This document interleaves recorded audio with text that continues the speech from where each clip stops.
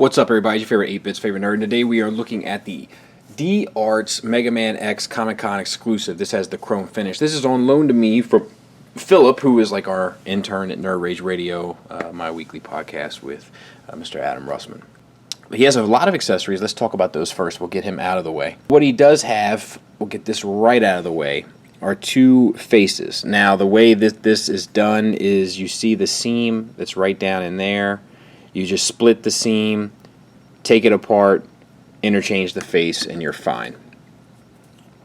For the faces, we have, they're really nicely painted. There's some scratch marks here, but that's where I'm guessing it was sitting beforehand.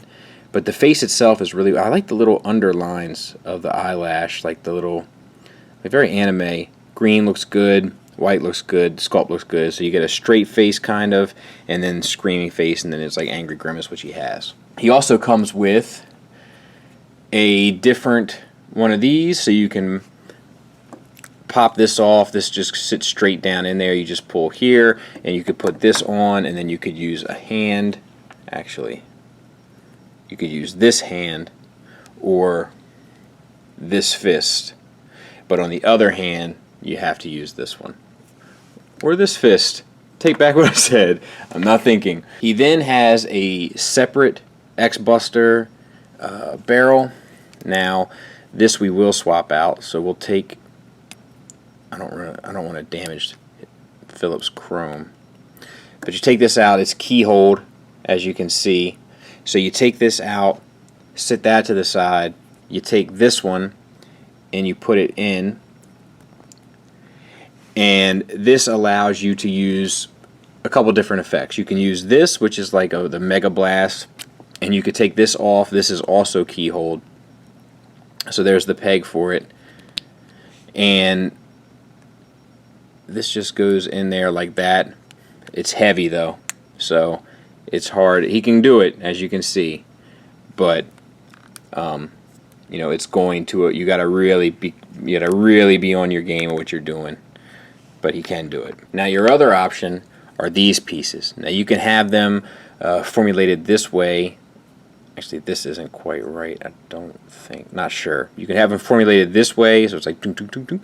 Or you can take this off, swap that up there, and then put this one, and it's just a different formation of your blast effects. I think most people would probably want it this way. And then you can take this piece and add it or not.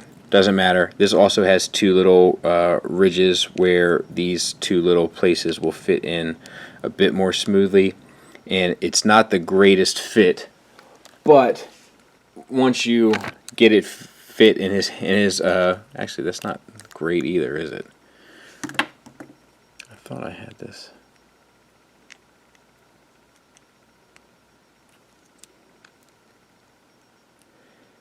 Yeah, I'm not going to mess with that. That works perfect. I'm sure there's a way to, if you keep messing with this, but this is a Comic-Con exclusive. I'm not comfortable putting too much force on it, but still pretty cool. Now let's talk about the figure. So the head is on double ball peg. Peg into the head, peg into the neck from what I can tell. Swivels around, articulation down to there, up to there.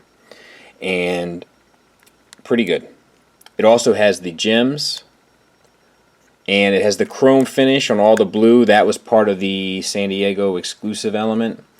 And then the rest is just flat color, and the only other paint is on the face. So, if chrome is your thing, this definitely pays off in droves. Upper ball joint for the chest, getting you down to there, up to there, and then a swivel, and then there's that plugs in. That feels, oh, now we can look. Single ball peg. I was going to say double, so good. So overall you get the down to over to there, forward and back. We'll take a look at this in a second. The shoulder piece is kind of independently articulated on its own hinge. But it still is not an extreme range. You can't get it all the way up, but you can get it pretty far.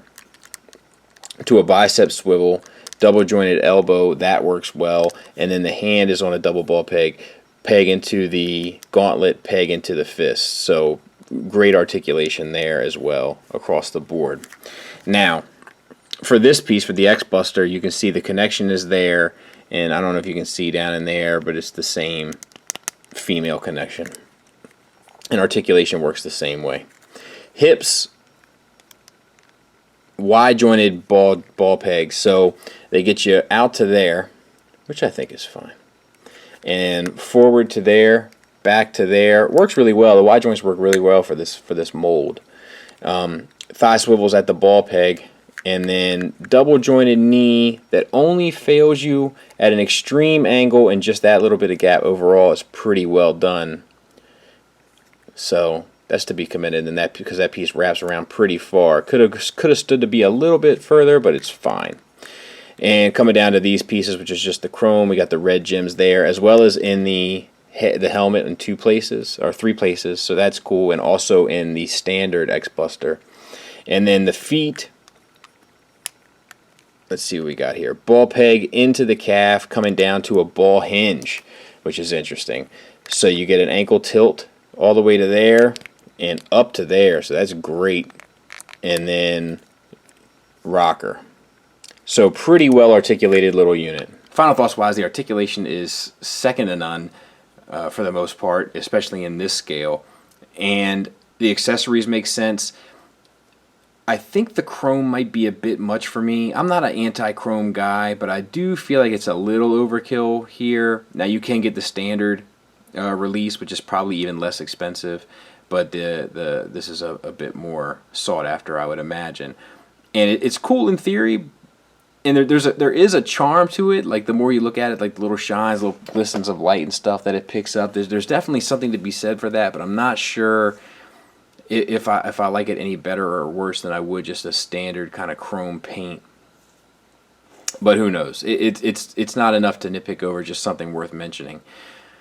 Outside of that, I can't really think anything. Everything is good to go on this figure. The main problem with Mega Man lines, as I've said before, is, at least I think I've said before, depending on when this video comes out, is that there's no commitment from these companies to knock out all the villains. And I think the villains are a paramount element of Mega Man, and until they continue to do that, or until they commit to do that, I should say, I just can't jump on board.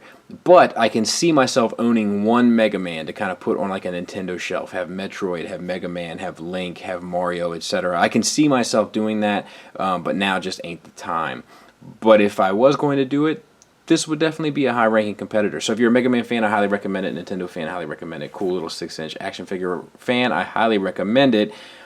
But if you want to have like a Mega Man shelf, I don't know how you're going to do it without just 10,000 Mega Man figures from 10,000 different companies.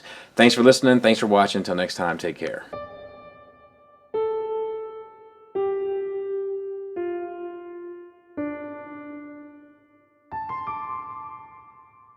Ooh. Hey, have you ever heard the expression, spare the rod, spoil the child? Well, let's just say, at my mother's hand, my brothers and I never had to worry about feeling spoiled. That being said, one day, my brothers were playing Mega Man, and I snuck into their room and slowly destroyed their room. I'm talking blankets on the floor, the mattress cattywampus off of the bed frame. There was an extra chair in that room. I tipped the chair over, quiet as kept, as to not to disturb him while I was playing the game and alert my presence. And then I went and told my mom that he had gone crazy in his room. And my mom went to go check on him and saw the damage that had been done and ripped into him. Now, it was a petty game at the time, but to this day, still feel a little guilty about it.